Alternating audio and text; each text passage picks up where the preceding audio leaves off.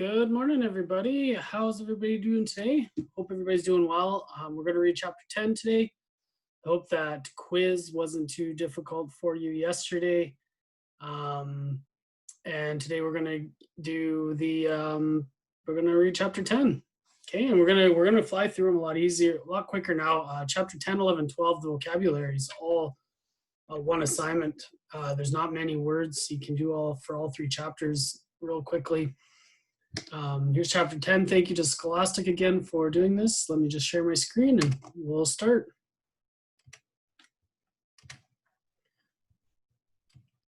Chapter 10. The dot that became a speck, that became a blob, that became a figure, that became a boy. The walk along the fence took Bruno a lot longer than he expected. It seemed to stretch on and on for several miles. He walked and walked, and when he looked back, the house that he was living in became smaller and smaller until it vanished from sight altogether. During all this time, he never saw anyone anywhere close to the fence, nor did he find any doors to let him inside. And he started to despair that his exploration was going to be entirely unsuccessful. In fact, although the fence continued as far as the eye could see, the huts and buildings and smokestacks were disappearing in the distance behind him, and the fence seemed to be separating him from nothing but open space. After walking for the best part of an hour and starting to feel a little hungry, he thought that maybe that was enough exploration for one day and it would be a good idea to turn back. However, just at that moment, a small dot appeared in the distance and he narrowed his eyes to try and see what it was. Bruno remembered a book he had read in which a man was lost in the desert, and because he hadn't had any food or water for several days, had started to imagine that he saw wonderful restaurants and enormous fountains. But when he tried to eat or drink from them, they disappeared into nothingness, just handfuls of sand. He wondered whether that was what was happening to him now. But while he was thinking of this, his feet were taking him step by step closer and closer to the dot in the distance, which in the meantime had become a speck, and then began to show every sign of turning into a blob. And shortly after, that blob became a figure. And then as Bruno got even closer, he saw that that thing was neither a dot nor a speck nor a blob, not a figure, but a person. In fact, it was a boy. Bruno had read enough books about explorers to know that one could never be sure what was going to find. Most of the time, they came across something interesting that was just sitting there, minding its own business, waiting to be discovered, such as America. Other times, they discovered something that was probably best left alone, like a dead mouse at the back of a cupboard.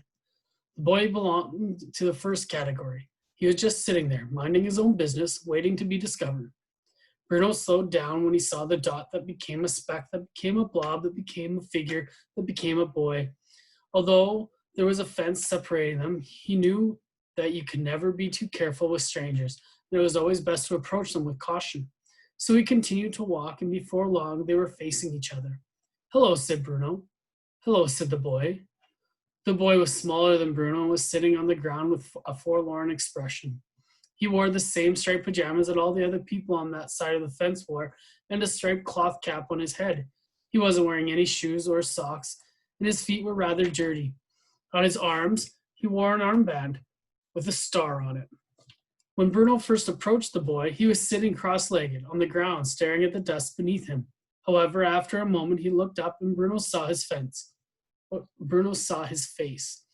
was quite a strange face, too. His skin was almost the color of gray, but not quite like any gray that Bruno had ever seen before. He had very large eyes, and they were the color of caramel sweets. The whites were very white, and when the boy looked at him, all Bruno could see was an enormous pair of sad eyes staring back. Bruno was sure that he had never seen a skinnier or sadder boy in his life, but decided that he had better talk to him. "I've been exploring," he said. "Have you?" said the little boy. "Yes, for almost 2 hours now." This was not strictly speaking true. Bruno had been exploring for just over an hour, but he didn't think that exaggerating slightly would be too bad a thing to do. It wasn't quite the same thing as lying. It made him seem more adventurous than he really was. "Have you found anything?" asked the boy. "Very little." "Nothing at all?" "Well, I found you," said Bruno after a moment. He stared at the boy and considered asking him why he looked so sad, but hesitated because he thought it might sound rude. He knew that sometimes people who were sad didn't want to be asked about it. Sometimes they'd offer the information themselves, and sometimes they wouldn't stop talking about it for months on end. But on this occasion, Bruno thought that he should wait before saying anything. He had discovered something during his exploration, and now that he was finally talking to one of the other people on the other side of the fence, it seemed like a good idea to make the most of the opportunity. He sat down on the ground on his side of the fence and crossed his legs like the boy and wished that he had brought some chocolate with him or perhaps a pastry that they could share. I live in the house on this side of the fence, said Bruno. Do you? I saw the house once from a distance, but I didn't see you.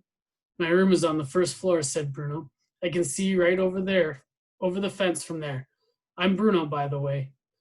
I'm Samuel, said the little boy. Bruno scrunched up his face, not sure he had heard the little boy right. What did you say your name was? He asked. Schmel, said the little boy, as if it was the most natural thing in the world. What did you say your name was? Bruno, said Bruno. I've never heard of that name, said Schmel. And I've never heard of your name, said Bruno. Schmel, he thought about it. Schmel, he repeated. I like the way it sounds when I say it. Schmel. It sounds like the wind blowing. Bruno, said Schmel, nodding his head happily. Yes, I think I like your name too. It sounds like someone who's rubbing their arms to keep warm. I've never met anyone called Schmel before, said Bruno. There are dozens of Schmels on this side of the fence, said the little boy. Hundreds, probably. I wish I had a name all of my own. I've never met anyone called Bruno, said Bruno. Other than me, of course. I think I might be the only one. Then you're lucky, said Schmel. I suppose I am. How old are you, he asked. Schmel thought about it and looked down at his fingers, and they wiggled in the air as if he was trying to calculate. I'm 9, he said. My birthday is April the 15th, 1934. Bruno stared at him in surprise. What did you say, he asked. I said my birthday is April the 15th, 1934. Bruno's eyes opened wide and his mouth made the shape of an O. I don't believe it, he said. Why not, asked Schmel. No, said Bruno, shaking his head quickly. I don't mean I don't believe you. I mean I'm surprised, that's all, because my birthday is April the 15th too, and I was born in 1934. We were born on the same day. Schmel thought about this. So you're 9 too, he said. Yes, isn't that strange? Very strange, said Schmel, because there may be dozens of Schmels on this side of the fence, but I don't think that I've ever met anyone with the same birthday as me before. We're like twins, said Bruno. A little bit, agreed Schmel. Bruno felt very happy all of a sudden. A picture came into his head of Carl and Daniel and Martin, his 3 best friends for life. He remembered how much fun they used to have together back in Berlin, and he realized how lonely he had been out with. Do you have many friends? Asked Bruno, cocking his head a little to the side as he waited for an answer. Oh yes, said Schmel. Well, sort of.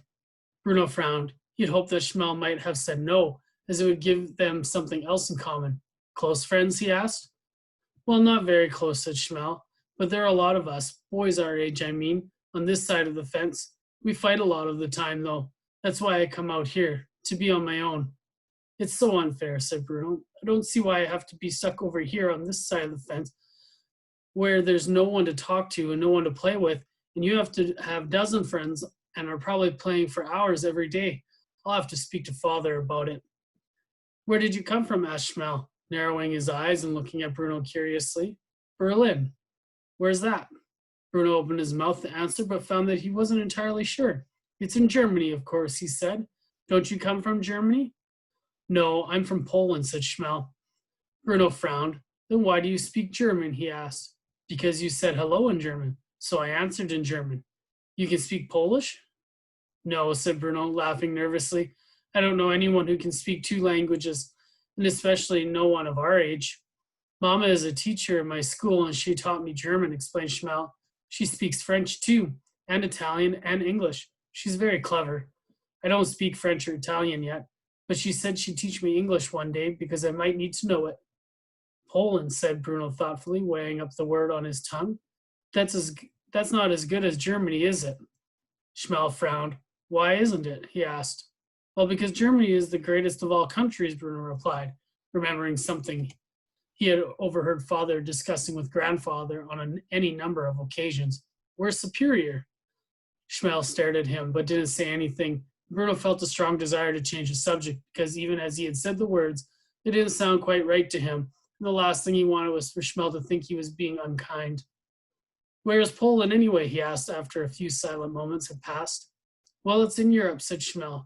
Bruno tried to remember the countries he had been taught about in his most recent geography class with Herr Litz.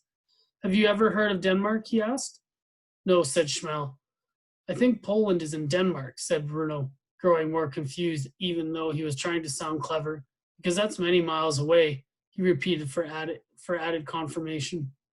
Schmel stared at him for a moment and opened his mouth and closed it twice, as if he was considering his words carefully.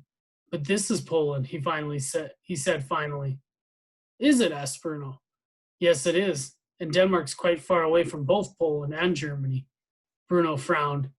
He heard all these places, but he always found it hard to get them straight in his head. Well, yes, he said. But it's all relative, isn't it? Distance, I mean. He wished they could get off the subject as he was starting to think he was entirely wrong and made a private resolution to pay more attention in future to geography class. I've never been to Berlin, said Schmel, and I don't think I've ever been to Poland before I came here, said Bruno, which was true because he hadn't. That is, if this really is Poland. I'm sure it is, said Schmel quietly, although it's not a very nice part of it. No. Where I come from is a lot nicer. It's certainly not as nice as Berlin, said Bruno.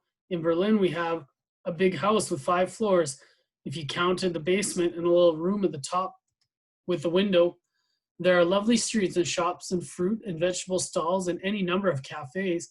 But if you ever go there, I wouldn't recommend walking around town on a Saturday afternoon because there are far too many people there then, and you get pushed from pillar to post.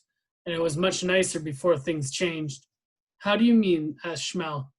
Well, it used to be very quiet there, as explained Bruno, who didn't like to talk about how things had changed. And I was able to read in bed at night, but now it's quite noisy sometimes and scary. We have to turn all the lights off when it starts to get dark. Where I come from is much nicer than Berlin, said Schmel, who had never been to Berlin. Everyone there is very friendly. We have lots of people in our family, and the food is a lot better too. But we'll have to agree to disagree, said Bruno, who didn't want to fight with his new friend. All right, said Schmel.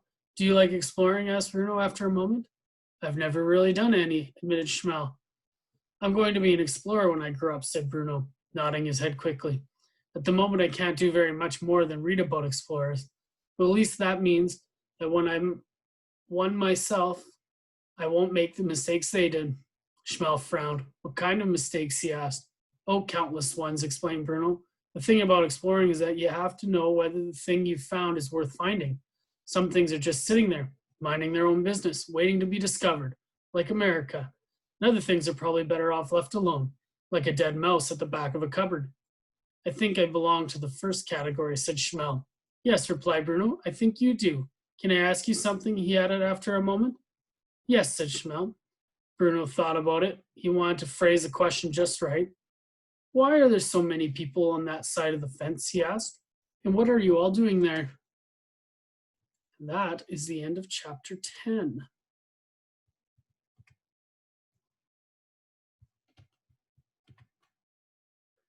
That's quite the cliffhanger to stop on. So I hope you enjoy this chapter, and we will see you tomorrow. I'm going to post chapter 11 tomorrow. Have a great day, everybody.